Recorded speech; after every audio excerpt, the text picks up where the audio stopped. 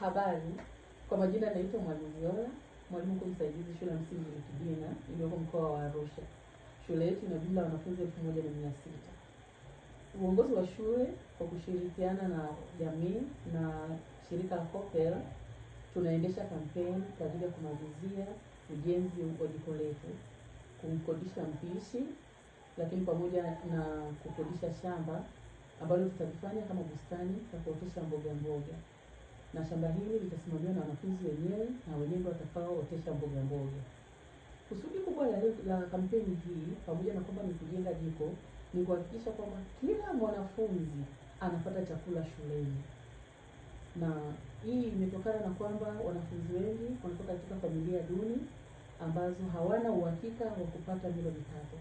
Kwa hiyo inamwia mwalimu ngumu darasani kumfundisha ule mtoto.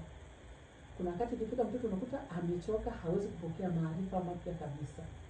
Kwa hiyo kupitia kampeni hii tunaamini ya kwamba tutapata chakula, na chakula hicho kitamsaidia kumjenga mtoto kiafya na kiakili, lakini pia kitafanya watoto wapende kuja shuleni.